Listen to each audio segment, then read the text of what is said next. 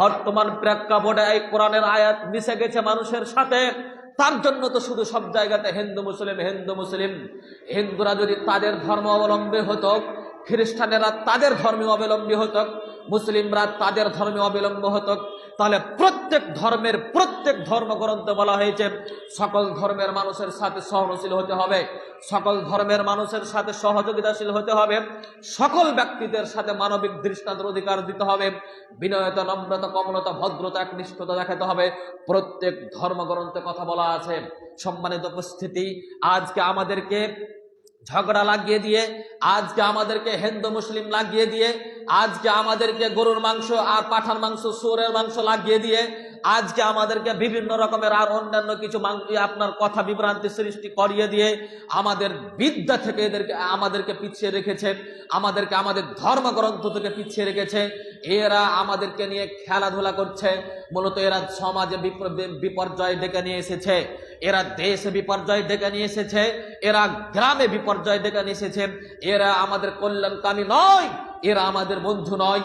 মূলত এরাই আমাদের শত্রু, মানবিক শত্রু, ধার্মিক শত্রু, দেশিক শত্রু, রাষ্ট্রিক শত্রু, জাতির শত্রু, মূল্যবান এরা আপনার মৌলিক মানুষের শত্রু। এটা আপনাকে বুঝে নিতে হবে। আল্লাহ বললেন আমি নই, আপনার স্রষ্টা আমার স্রষ্টা, সারা বিশ্বের সকল ধর্মের স্রষ্টা তিনি বলছেন। আল্লাহ বলছেন ওয়ামিনান নাস মাইয়াস্তারি লাহওয়াল হাদিস আদাল্লা আমালাহুম।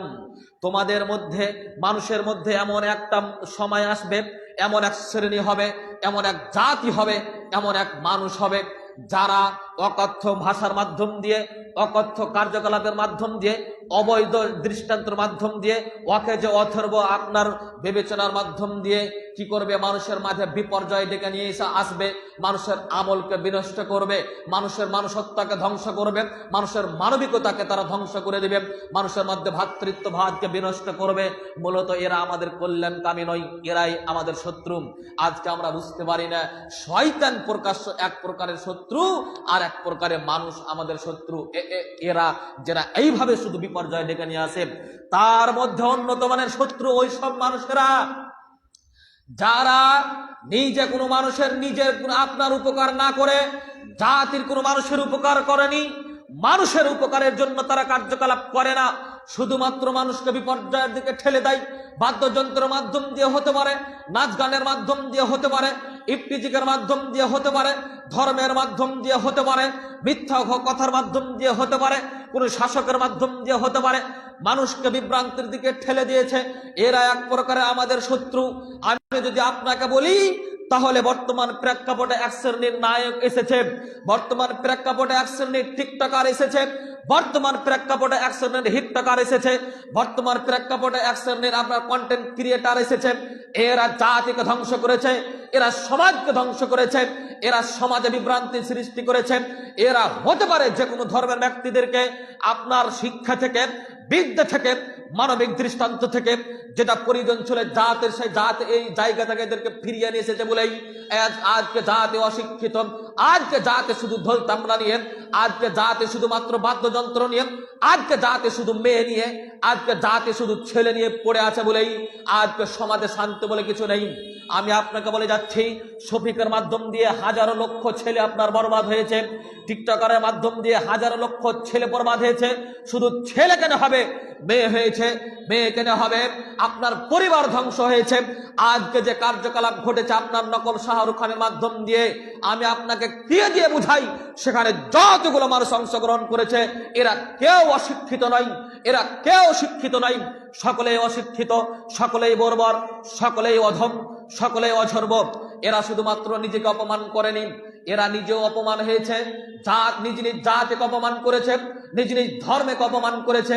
এখানে আপনার এই ভারতবর্ষকে এরা কি করেছে, বিভ্রান্তি করতে এসেছে, কিসের মাধ্যম দিয়ে, অর্থনীতি কমিয়ে দিয়ে, অশিক্ষিত বানিয়ে দিয়ে, আর আপনার সমাজের মধ্যে, গ্রামের মধ্যে মানুষের কাছে জেনার মতন একটা জঘন্যতম আপনার পাপকে মানুষের মধ্যে এরা ছড়িয়ে দিয়েছে। ওই যে ছোট ছোট পাতল পাতল ড্রেস পরে আপনার রং তামাশা করেছে, ড্যান্স করেছে, তার জন্য শুধু মুসলিম বলে নয়, সকল ধর্মের ব্যক্তিরা এখানে অপমান হয়েছে।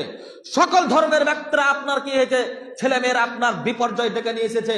বাড়িতে গাড়িতে, পরিবারে, সমাজে, দোকানে বাগানে, রাস্তায় ঘাটে, স্কুল কলেজ ইউনিভার্সিটিতে, প্রতিটি জায়গাতে এই সব আপনার অবৈধ এই কুলাঙ্গারদের জন্য এদেরকে বাইকট করতে হবে।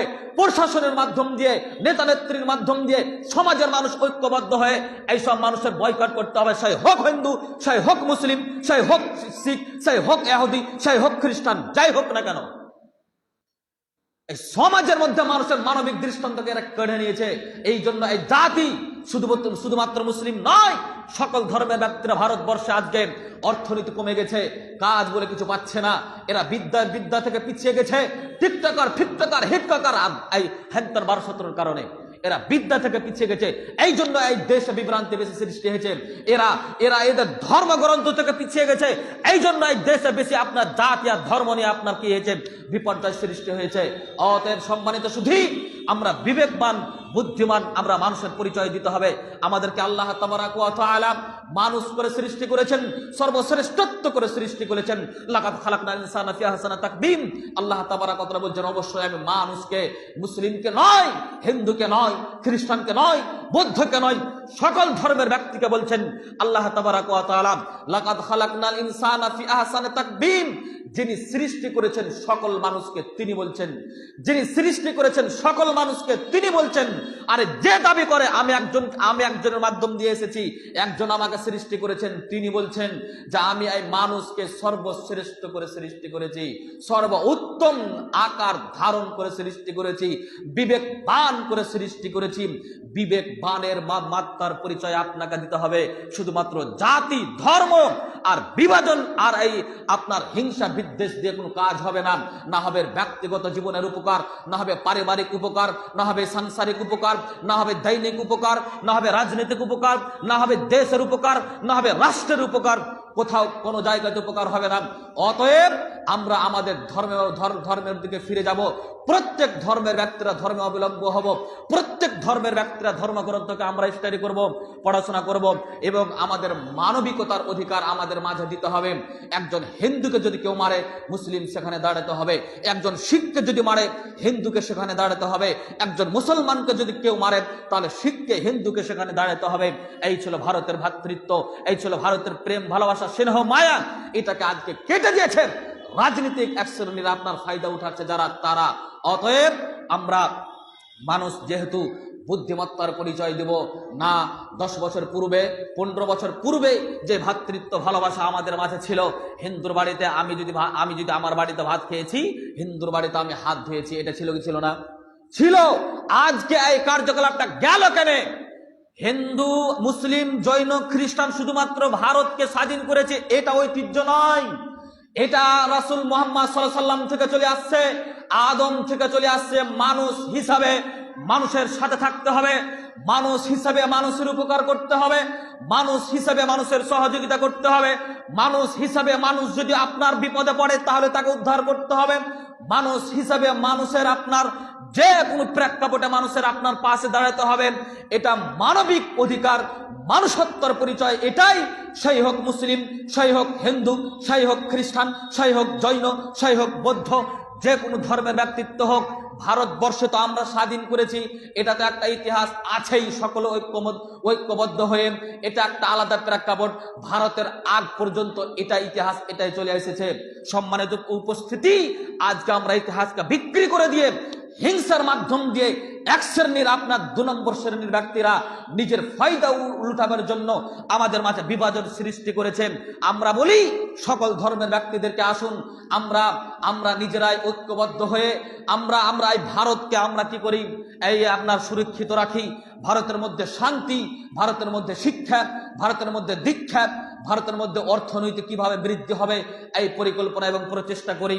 আমরা মতভেদ চাই না, আমরা বিভাজন চাই না, আমরা ঝগড়া চাই না, আমরা এক অপরের সাথে অশান্তি চাই না। আমরা ভারতের নাগরিক, ভারতের আপনার মানুষ সকলে ঐক্যবদ্ধ হয়ে থাকবো এবং যারা বিভাজন সৃষ্টি করতে আসছে তাদেরকে যে কোনো মূল্যে আমাদেরকে বিরোধিতা করতে হবে, তাদের বিপক্ষে ধারণ করতে হবে সকলে ঐক্যবদ্ধ হয়ে। সম্মানিত সুধী, তাহলে এই ভারত আমাদের উন্নতির দিকে যেতে পারে, শিক্ষার দিক দিয়ে, দীক্ষার দিক দিয়ে, অর্থনৈতিক দিক দিয়ে, ভ্রাতৃত্বের দিক দিয়ে, আর অন্যান্য আপনার ডেভেলপের মাধ্যম দিয়ে আপনার উন্নত হতে পারে। নচেত আজকে অবস্থা অত্যন্ত শোচনীয়। সম্মানিত উপস্থিতি, এক শ্রেণী মানুষ চাচ্ছে আর আমাদের মধ্যে বিদ্যাও নেই, বুদ্ধিও নেই, বিবেচনাও কোনো কাজ করে না, তার জন্য আমরাও করে যাচ্ছি।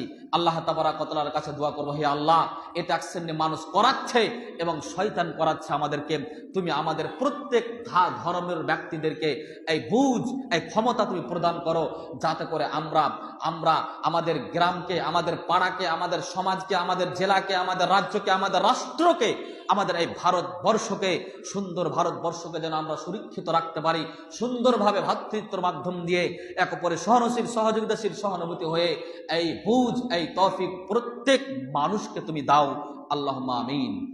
এবারে আমার আজকের টপিক ছিল যেটা, সেই বিষয়ে আমি আলোচনা করি, সময় অনেকটাই চলে গেল, এটা উচিত ছিল বলা। আজকে এই জাতি ধ্বংসের দিকে, শুধু এই জাতি নয়, এই সমাজের মানুষেরা ধ্বংসের দিকে। অতএব আমাদেরকে একটু সচেতন হতে হবে, শিক্ষার দিকে এগিয়ে আসতে হবে, স্টাডি করতে হবে আমাদের ধর্মগ্রন্থগুলো, এগুলো প্রয়োজন আছে।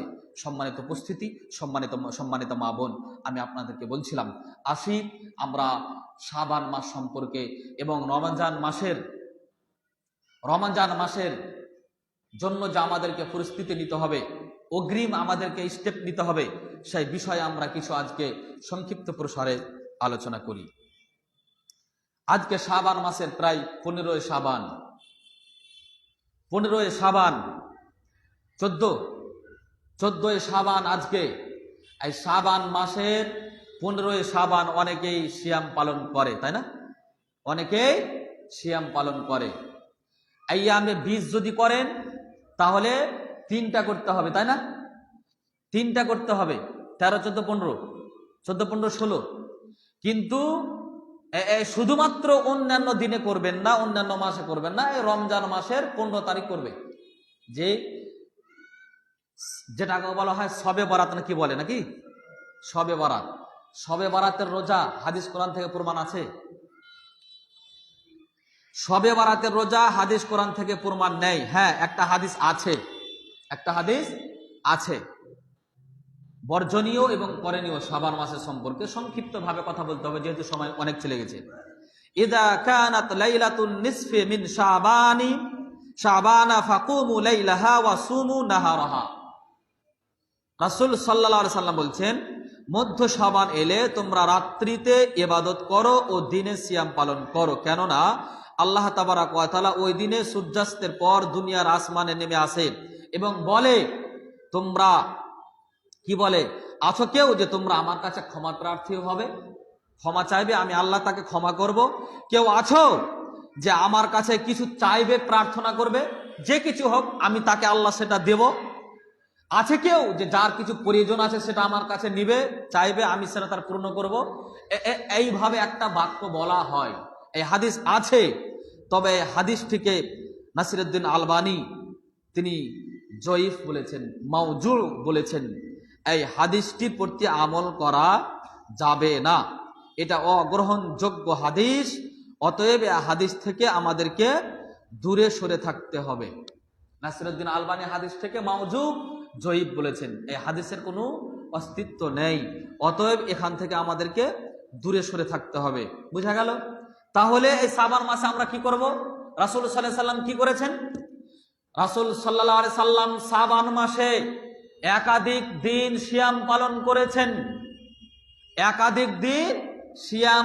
করেছেন। এই শাবান মাসে আল্লাহ রাসূল সাল্লাল্লাহু আলাইহি সাল্লাম এমন ভাবে সিয়াম পালন করেছেন, সাহাবীরা জিজ্ঞাসা করছেন, আল্লাহর নবী, আপনি শাবান মাসে এত সিয়াম পালন করেন কেন?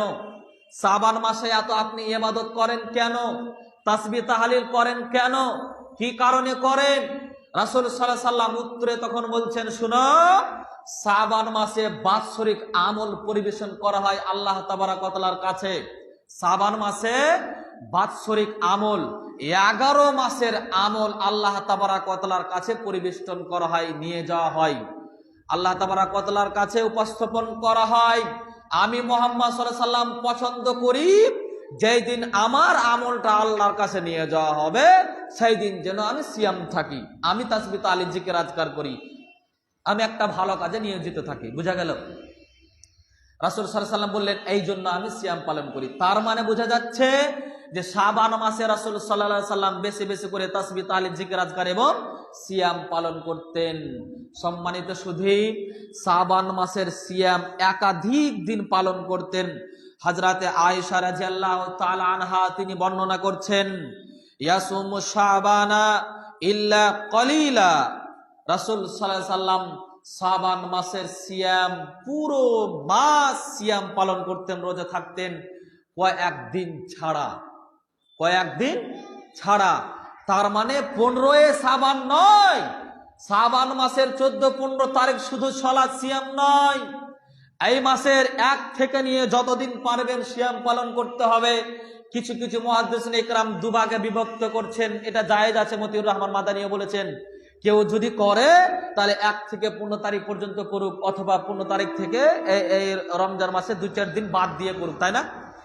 এটা করতে পারে, এটা মুহাদ্দিসিন ইকরামের মধ্যে মত। কিন্তু একাধিক হাদিসে সহিহ বুখারী মুসলিম এবং আপনার অন্যান্য হাদিসে প্রমাণ পাওয়া যাচ্ছে যে আল্লাহ রাসূল সাল্লাল্লাহু আলাইহি সাল্লাম একাধিক রোজা রেখেছেন, কয়েকদিন ছাড়া, তথা পূর্ণ মাত্রায় সিয়াম পালন করেছেন, কয়েকদিন ছাড়া।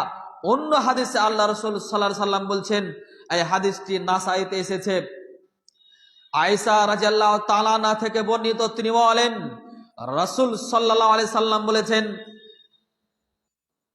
কানা ইয়াসুমু শাবানা কুল্লাহু। রাসূল সাল্লাল্লাহু আলাইহি সাল্লাম এই মাসের পূর্ণ মাস সিয়াম পালন করতেন, এই পূর্ণ মাস সিয়াম পালন করতেন। এই হাদিসটাকে আপনার কিছু মুহাদ্দিসিন ইকরাম বলেছেন না, পূর্ণ মানে কয়েকদিন ছেড়ে দিয়ে, ওই যে ইল্লা কলিলা যে হাদিসটা পড়লাম, ইল্লা কলিলাটাকে সংযোজন করেছেন যে না, পূর্ণই করতেন কিন্তু কয়েকদিন ছেড়ে দিয়ে, মানে রমজানের কয়েকদিন ছেড়ে দিতেন আগে, বাদ বাকি পূর্ণ মাস সিয়াম পালন করতেন।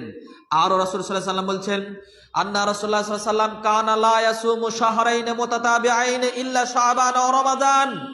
সালমা, উম্মে সালমা রাদিয়াল্লাহু তাআলা আনহা থেকে বর্ণিত হাদিসটি, আল্লাহ রাসূল সাল্লাল্লাহু আলাইহি সাল্লাম বলছেন, শাবান এবং রমজান মাস ব্যতিরেকে কখনোই আল্লাহর নবী অবিরাম 2 মাস সিয়াম থাকেননি, পালন করতেন না, সিয়াম রাখতেন না।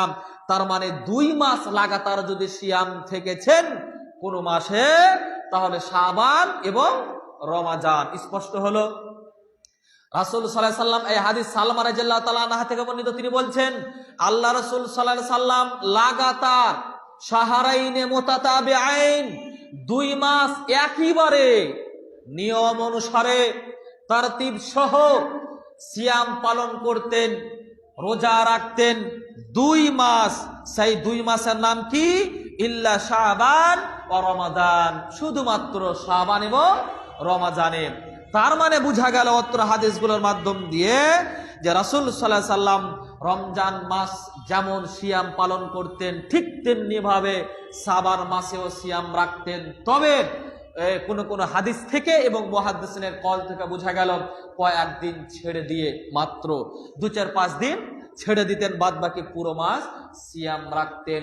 সিয়াম শুধুমাত্র শবে বারাতের শাবান মাসে রোজা রাখা যাবে না, এটা বেদাত। এটা হালুয়া রুটি খায় এরা বেরেলিরা, মাযহাবি ভাইরা খায়, জি ওদের কাছে ওটা জায়েজ, তার জন্য খায়, অথচ হাদিস কোরআন থেকে প্রমাণ নেই। ওদের কাছে ওটা জায়েজ, কোরআন এবং সহিহ সুন্নাহ থেকে প্রমাণ নয়, কোরআন এবং সহিহ সুন্নাহ থেকে জায়েজ নয়, তাদের কাছে ভালো লাগে হালুয়া রুটি খেতে পায় তার জন্য। তো আমরা যেহেতু সালাফি, আমরা যেহেতু মানহাজের সালাফের অনুসারী, আমরা যেহেতু আহলুল হাদিস, যেহেতু আমরা সুন্নাহ রাসূল সাল্লাল্লাহু আলাইহি সাল্লাম যেটা করেছেন সেটা আমরা দেখবো, তাই না? অতএব সুন্নাহ হচ্ছে যে এই মাসের একাধিক দিন সিয়াম আমাদেরকে রাখতে হবে, শুধুমাত্র 15 শাবান নয়। আশা করছি আমরা এই কথাগুলোকে বুঝতে পারলাম, বুঝা গেছে? আল্লাহ তাবারাক ওয়া তাআলার কাছে এই মাসগুলোতে বেশি বেশি করে সিয়াম রাখতে হবে, তাসবিহ তাহলিল জিকির আজকার করতে হবে। আল্লাহ রাসূল এই জন্য এই মাসে বেশি করে সিয়াম রাখতেন। কি জন্য? মনে করেন কোনো মানুষ যদি কোনো কাজ করে, কোনো কাজ, যে কোনো কাজ, মনে করেন আমি বাইক চালাতে শিখবো, তো যেদিন বাইক নিব ওদিনে চালাতে শিখে নি, যে খিদে চলে যাবো বহরমপুর, পারবো না। আগে থেকে ট্রেনিং নিতে হবে কি হবে না? 2 দিন 4 দিন 5 দিন 1 সপ্তাহ আগে থেকে ট্রেনিং নিতে হবে। তো ট্রেনিং নিতে গেলে আগে থেকে আপনাকে ট্রেনিং নিয়ে যেদিন চালাবেন বহরমপুর যাবেন 10 দিন পর যেতে হবে, তাই না? তার মানে আগে থেকে প্রশিক্ষণ। ঠিক তেমনি রাসূল সাল্লাল্লাহু আলাইহি সাল্লাম শাবান মাস এই জন্য বেশি বেশি করে ইবাদত করতেন, সিয়াম থাকতেন ট্রেনিং এর জন্য, যে অত্যন্ত গুরুত্বপূর্ণ মাহাত্ম্যপূর্ণ ফজিলতের মাস চলে আসছে। কিসের মাস? রমজান মাস। বিশাল ফজিলত, শুধু নেকি গো, নেকি আর নেকি, নেকিতে ভরপুর। আরে যা কিছু করবেন সবইতে নেকি।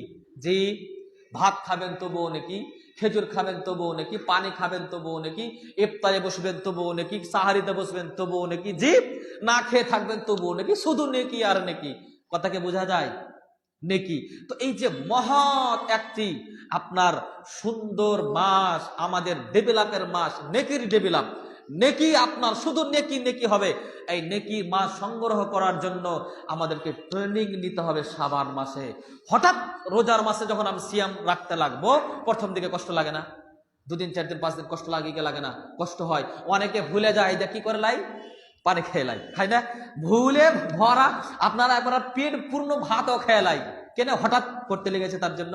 তো আমরা যদি আগে অভ্যস্ত হই, ট্রেনিং আগে থেকে করি, মানে শাবান মাসে আমি সিয়াম পালন করতে লাগলাম, তাহলে রমজান মাসে কি হবে? সহজ হয়ে যাবে, ভুলাভুলিটা আর হবে না। রমজান মাসটা পালন করতে আমার জন্য সহজ হয়ে যাবে। কেন? যে আমি ট্রেনিং আগে থেকে নিয়েছি, অভ্যাস হয়ে গেছে। এই জন্য রাসূল সাল্লাল্লাহু আলাইহি সাল্লাম ট্রেনিং নেওয়ার জন্যই আরো বেশি বেশি সিয়াম পালন করতেন। বুঝা গেল? বুঝা গেল।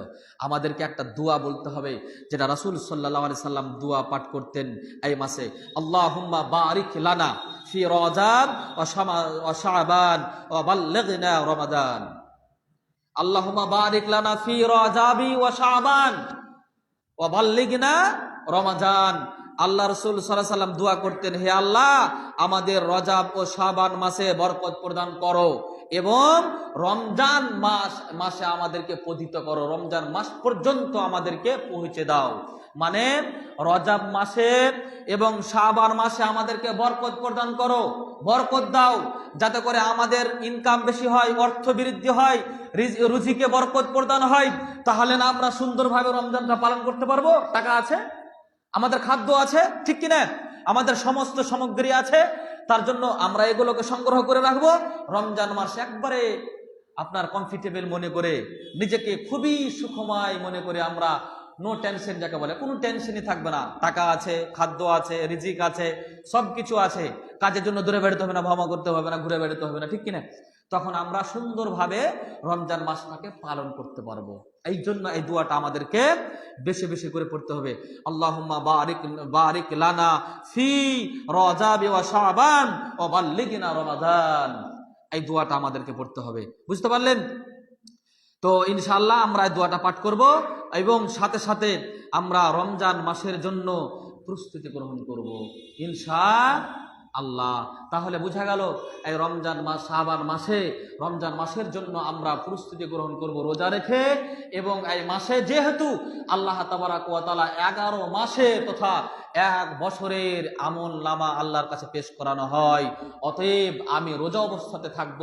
এই আমলটা যদি আল্লাহর কাছে নিয়ে যাওয়া হয় তাহলে আমরা অত্যন্ত গর্বিত হব, আনন্দিত হব, যেমন রাসূল সাল্লাল্লাহু আলাইহি ওয়াসাল্লাম হচ্ছিলেন বা হয়েছিলেন, তিনি বলেছেন।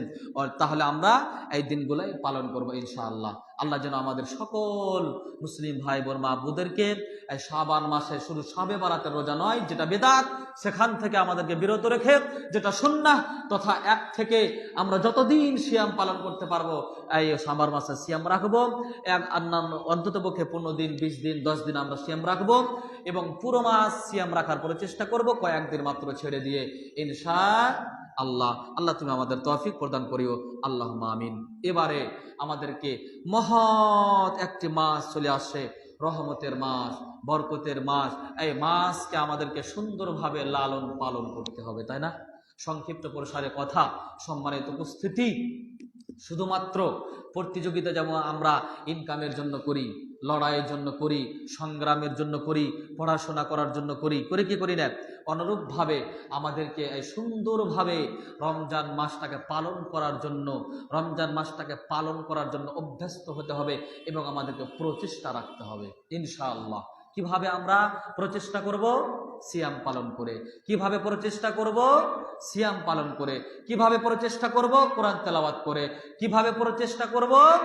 হারাম কাজ থেকে বিরত থেকে। কিভাবে প্রচেষ্টা করব? অবৈধ কাজ থেকে বিরত থেকে। এবং রমজান মাসে যেন কষ্ট কম হয়, এই জন্য আমরা রমজান মাসে কাজ কালাকে আমরা কমিয়ে দিব। অন্যান্য মাসে আমরা কাজ কাম বেশি করব, রমজান মাসে কাজ আমরা কমিয়ে দেব। জি, বরকত আছে, কম ইনকামও রমজানে ইনশাআল্লাহ বরকত আছে। আমরা রমজান মাসে বেশি বেশি করে ইবাদত করব। জানি না আগামী বছর আমার জন্য আমার আসবে কিনা, এই জন্য যেই বছর আমি রমজান পাবো, বরকতের মাস পাবো, রহমতের মাস পাবো, করোনার মাস পাবো, অনুগ্রহের মাস পাবো, দয়ার মাস পাবো, শুধু নেকির মাস পাবো, এই মাসটাকে আমরা সুন্দরভাবে ইনশাআল্লাহ কাটাবো। আল্লাহ তাবারাক ওয়া তাআলা এই মাস সম্পর্কে বলছেন এটা কত গুরুত্বপূর্ণ মাস, কত তাৎপর্য সম্পন্ন মাস, যে মাসে শুধু নেকি, শুধু নেকি, শুধু নেকি। আল্লাহ তাবারাক ওয়া তাআলা নবী জনাবে মুহাম্মদুর রাসূলুল্লাহ সাল্লাল্লাহু আলাইহি সাল্লাম এই মাস সম্পর্কে বলছেন। আবু হুরায়রা থেকে বর্ণিত হাদিসটি, আল্লাহ রাসূল বলছেন ইযা কানা রমাদানু ফুতিহাত আবওয়াবুর রাহমা ওয়া গুল্লিকাত আবওয়াবু জাহান্নাম ওয়া সুলসিলাতাশ শায়াতিন। যখন রমজান মাস উপস্থিত হয়, রমজান মাস যখন পতিত হয়, রমজান মাস যখন চলে আসে, নবী মুহাম্মদ সাল্লাল্লাহু আলাইহি সাল্লাম বলছেন তখন আল্লাহ তাবারাক ওয়া তাআলা তার রহমতের দরজাকে উন্মুক্ত করে দেন। সুবহানাল্লাহি ওয়া বিহামদিহি।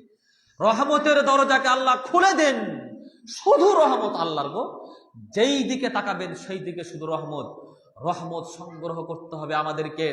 আল্লাহর রহমত, আল্লাহর দয়া, সেই দরজাটাকে আল্লাহ তাবারাক ওয়া তাআলা উন্মুক্ত করে দেন আমাদের এই বান্দার জন্য।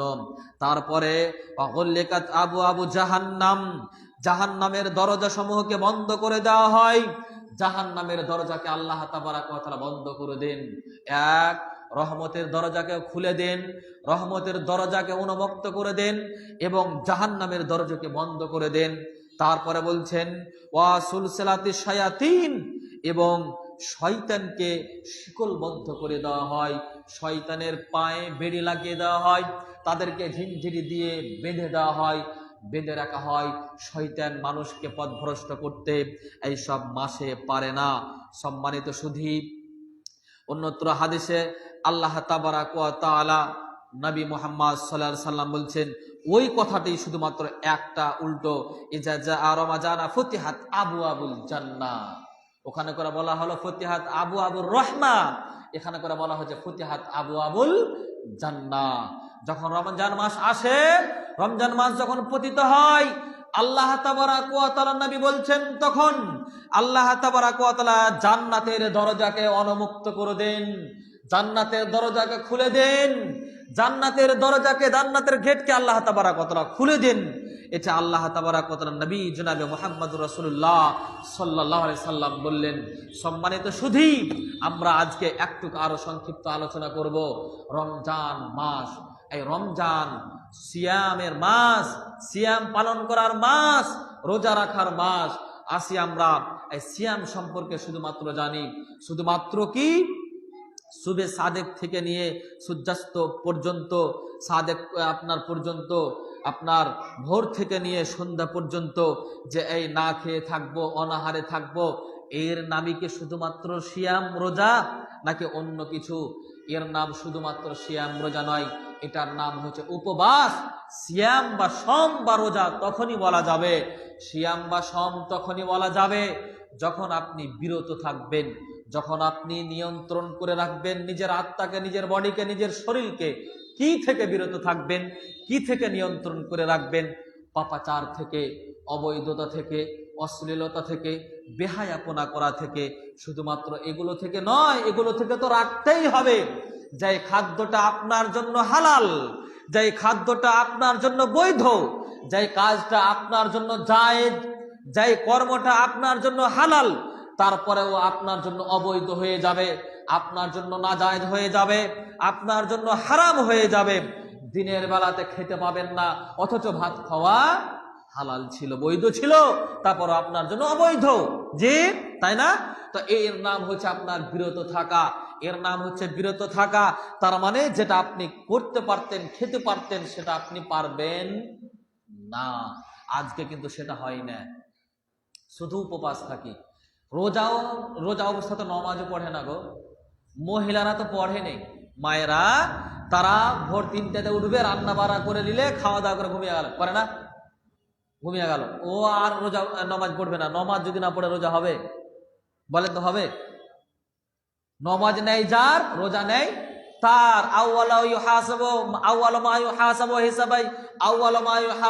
আব্দুল ইয়াউমাল কিয়ামা as-সালাহ ওয়া ইন সালুহাত সালাহাত ওয়া ইন সালুহাত সালাহাত সায়রা লাহু আমালিহি ওয়া ইন ফাসাদাত ফাসাদাত সায়রা আমালিহি। আল্লাহ রাসূল সাল্লাল্লাহু আলাইহি ওয়াসাল্লাম বলছেন, কিয়ামতের মাঠে প্রথম হিসাব হবে সালাতের, নমাজের। বান্দার মধ্যে যে প্রথম হিসাব আল্লাহ নেবেন বান্দাদের আমলের, প্রথম হবে সালাতের, আপনার হিসাব হবে নমাজের। নমাজ যদি ঠিক হয় অন্যান্য আমল ঠিক হবে, নমাজ যদি বেঠিক হয় অন্যান্য আমল বেঠিক হবে। আচ্ছা বলেন তো, নমাজই পড়লেন না, তাহলে আমল ঠিক আর বেঠিক কি হলো জি? নমাজই তো নেই, তাই না? নমাজ পড়েও যদি আমল ঠিক না হয়, নমাজ ঠিক না হয়, নমাজ পড়েও যদি নমাজ ঠিক না হয়, অন্য আমল ঠিক হবে না, কবুল হবে না। তাহলে নমাজই পড়লু না, আমল আর সিয়াম রোজা হতে পারে না।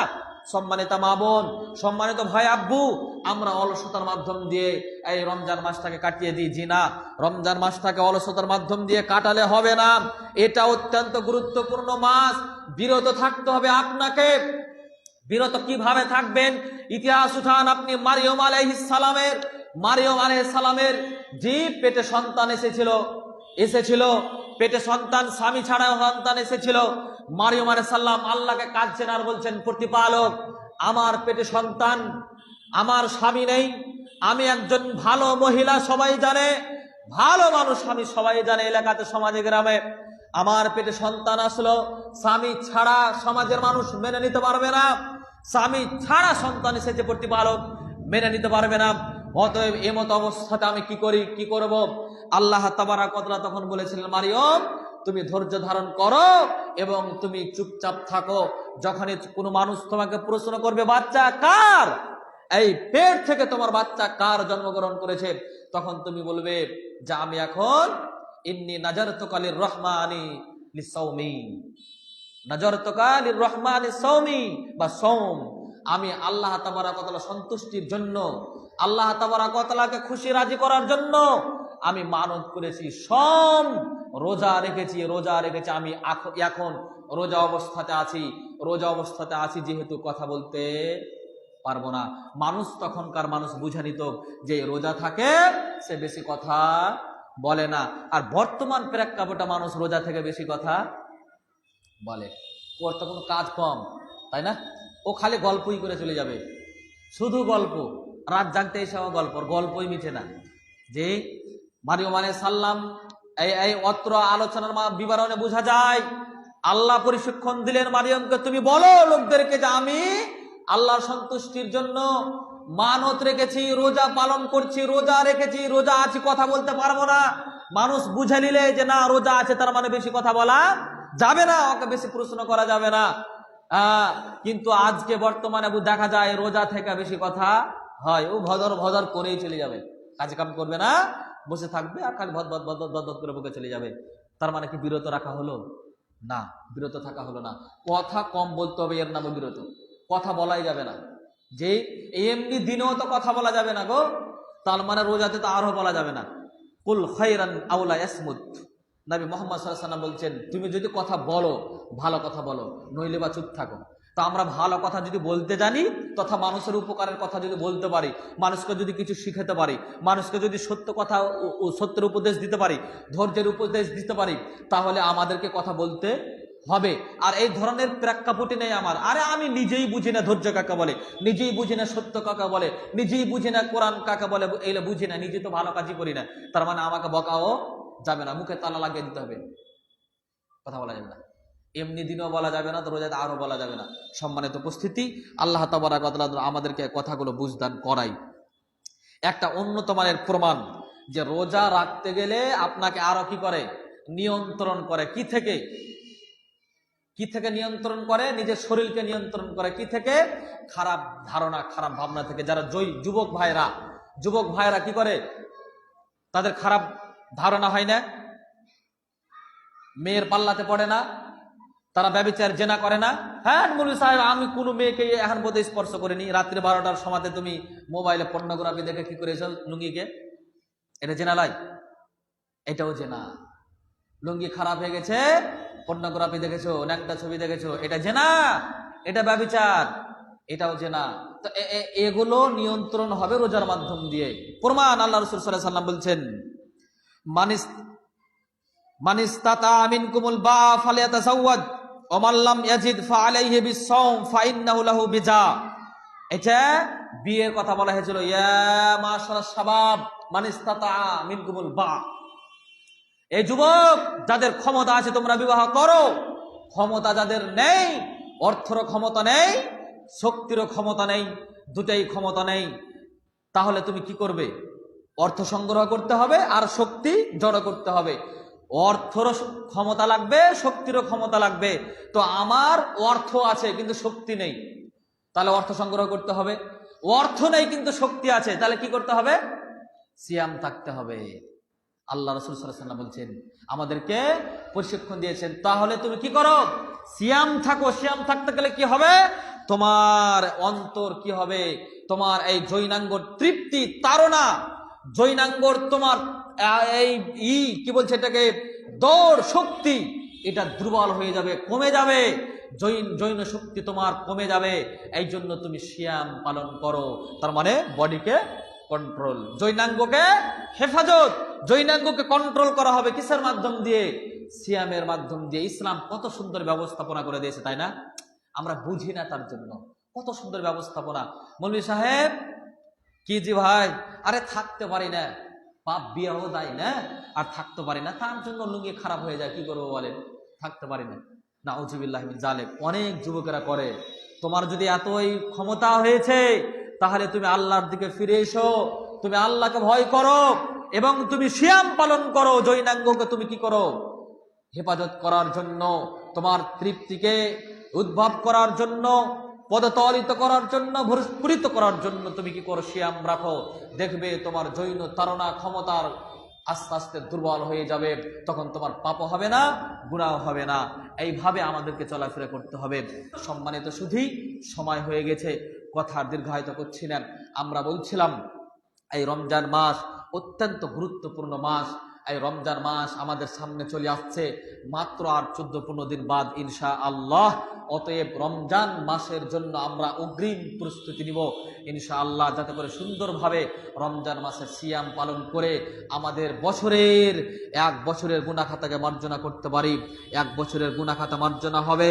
রাসূল সাল্লাল্লাহু আলাইহি সাল্লাম বলেছেন, মান কামা শাহর রমাদান ঈমানা ওয়া ইহতিসাবান গুফরা লাহু মা তাকাদ্দামা মিন যামবিহি।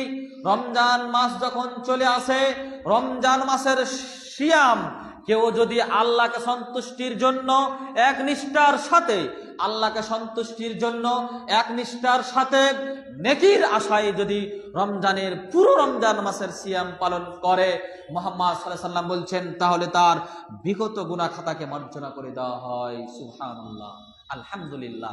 1 বছরের গুনাহ খাতাকে মার্জনা করে দিবেন কে? আল্লাহ তাবারাক ওয়া তাআলা। শুধু কি রমজান মাসের কথা বলা হয়েছে?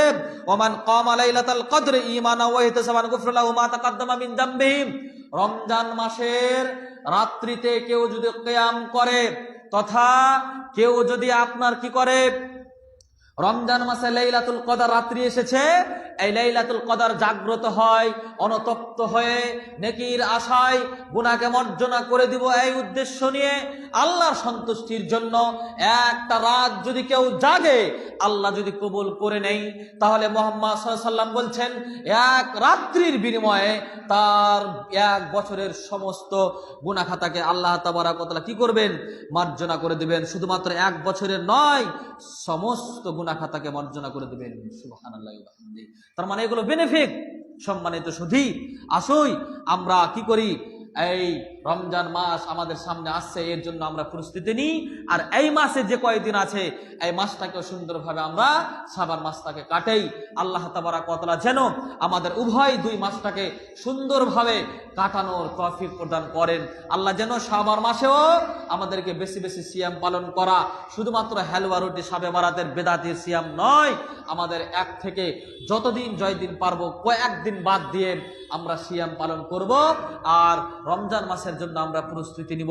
তখন আমরা এই আপনার ইবাদতের মাসগুল হব, কোরআন পাঠ করব, তাসবিহ তাহলিল পাঠ করব, আর অন্যান্য জিকির আজকার করব, দান সাদকা খায়রাত করব ইনশাআল্লাহ। এই বিবেচনা করা, এই চিন্তা ভাবনা করা, এই ভাবনা করা তুমি আমাদেরকে তৌফিক ক্ষমতা প্রদান করো। আল্লাহুম্মা আমিন। সংক্ষিপ্ত পরিসরে যে কথাগুলো আলোচনা করলাম, সম্মানিত মা বোন, সম্মানিত ভাই আব্বু, ইনশাআল্লাহ আমরা এই বিষয়গুলো নিজেদের মধ্যে সংযোজন, যেগুলো ত্রুটি আছে সেগুলো সংশোধন করে নিয়ে ইনশাআল্লাহ আমরা কি করব, পালন করার চেষ্টা করব। আল্লাহ তুমি আমাদেরকে তৌফিক ক্ষমতা প্রদান করো। আল্লাহুম্মা আমিন। ওয়া আখিরু দাওয়ানা আনিল হামদুলিল্লাহি রাব্বিল আলামিন। আসসালামু আলাইকুম ওয়া রাহমাতুল্লাহি ওয়া বারাকাতুহু।